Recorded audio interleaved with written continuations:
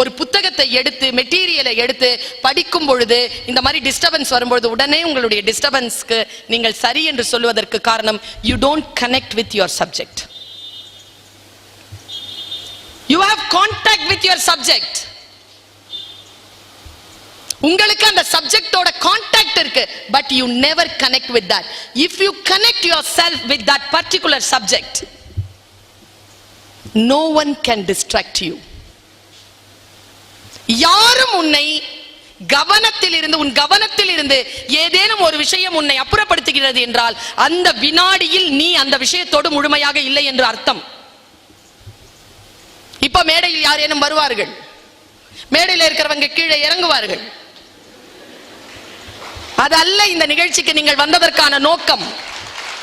எந்த நேரத்திலும் உங்களுடைய கவனத்தை யார் ஒருவரும் சிதறுவதற்காக காத்து கொண்டிருக்கின்ற பொழுதும் உங்கள் கவனத்தை யார் ஒருவரால் சிதைக்க முடியாது என்று நீங்கள் நினைத்து முடிவு செய்கிறீர்களோ நீங்கள் ஜெயிக்கிறீர்கள்.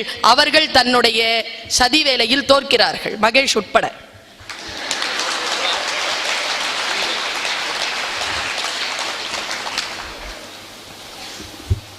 நான் யோசித்து பார்க்கிறேன் குழந்தைகளே, மாணவ செல்வங்களே, நம்முடைய வாழ்க்கையில் நாம் தோற்பதற்கு எந்த புள்ளி நமக்கு காரணமாக இருக்கிறது?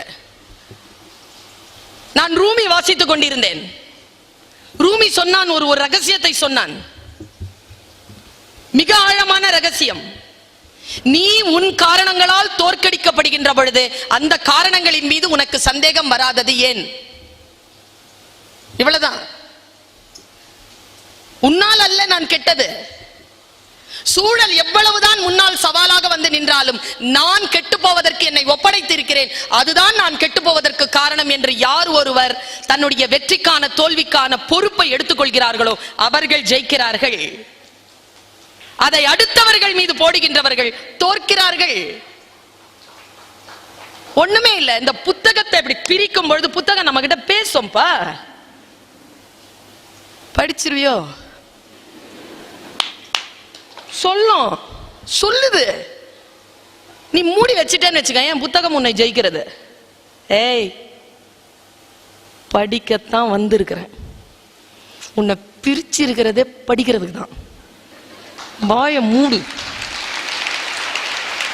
நீ அதை புரிந்து கொண்டாய் என்று வைத்துக் கொள்ளேன், புத்தகம் உன்னிடம் தோற்கிறது. என் அருமை செல்வங்களே, உங்களை ஜெயிக்கக்கூடிய புத்தகம் இன்னும் இந்த பூமியில் தோன்றவே இல்லை என்பதுதான் உங்களுடைய வாழ்க்கையினுடைய வெற்றி. நாம் புத்தகத்தை ஜெயிக்க பிறந்தவர்கள், புத்தகத்தை படித்து புரிந்து கொள்கின்ற பொழுது, அதனால் தான் நான் சொல்கிறேன், புத்தகத்தோடு உங்களுக்கு கான்டாக்ட் இருக்கிறது. கான்டாக்ட் இருக்கின்றவர்கள் அதிக மதிப்பெண்கள் வாங்குகிறார்கள். யார் புத்தகத்தோடு தன்னை கனெக்ட் செய்து கொள்கிறார்களோ, தன்னை தொடர்பு படுத்திக் கொள்கிறார்களோ அவர்கள் வாழ்க்கையில் ஜெயிக்கிறார்கள். வாழ்க்கையில் ஜெயிப்பதற்கான ஒரு மெட்டீரியல் அதை எடுத்துருங்க. நான் ஒரு பாட்டு படிச்சேன்னு வச்சுக்கோங்களேன், நான் ஒரு புத்தகத்தை வாசித்தேன்னு வச்சுக்கோங்களேன், I give my soul, my energy, my blood, my nerves, my flesh, my everything to that particular subject. நான் முழுமையாக என்னை அதற்கு ஒப்படைக்கிறேன். அதிலே இருக்கக்கூடிய சில தெரிப்புகள் தான் என் பேச்சு. அதை முழுக்க நான் உள்வாங்குகிறேன். சமீபத்தில் ஒரு சின்ன ஸ்டேட்மெண்ட் படிச்சேன். அமேசிங். கடவுளும் மனிதனும் சந்தித்துக் கொண்டார்கள். சரியா? கடவுளும் மனிதனும் சந்தித்துக் கொண்டார். ரெண்டு பேருமே ஆச்சரியத்தில் கத்தினார்களாம், இதோ என்னை படைத்தவன் என்று. இதை விட நம்பிக்கைக்கும் மத நம்பிக்கைக்கும் கடவுள் மறுப்பாளனுக்கும் ஒரு அழகான விளக்கத்தை யாரும் தந்துவிடவே முடியாது. ரெண்டு பேரும் சத்தம் போடுறாங்க, என்னை படைத்தவன். கடவுளை கை காட்டி என்னை படைத்தவன் என்று சொல்லுகின்றவன் மத நம்பிக்கை கொண்டவன்.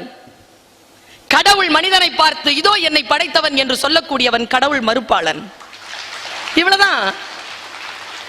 ஒரு விஷயத்தை புரிந்து கொள்ளுகின்ற பொழுது உள்ளத்திற்குள்ள அந்த கெலடாஸ்கோப் பார்க்கிற மாதிரி மனசுல பல பல வண்ணங்கள் விரியும். அதுக்கு தான் படிக்கிறதே. இந்த எக்ஸாம் எழுதுறது, பாஸ் பண்றதெல்லாம் சைடு எஃபெக்ட், ஹேங் ஓவர். ஆமாங்க, போதை அது இல்லைங்க, படிக்கிறது தாங்க போதை. அதை எழுதுறதோ அதனால வரக்கூடிய பணமோ அதனால் வரக்கூடிய பதவிகள் எல்லாம் சைடு எஃபெக்ட்ஸ் தான். ஒன்றை அறிந்து கொள்ளுகின்ற பொழுது, நீங்கள் அதன் மீது ஆர்வத்தை காட்டுகின்ற பொழுது, அதில் உள்ளுக்குள் அப்படி ஒரு மலர்ச்சி வரும் பாருங்க. அப்பொழுது உங்களை யாராலும் ஜெயிக்க முடியாதுப்பா. உங்க வெற்றியை நீங்களே தடை செய்ய முடியாது. ஏனென்றால் இந்த உலகத்தில் யார் தெரியுமா தோற்கிறார்கள்?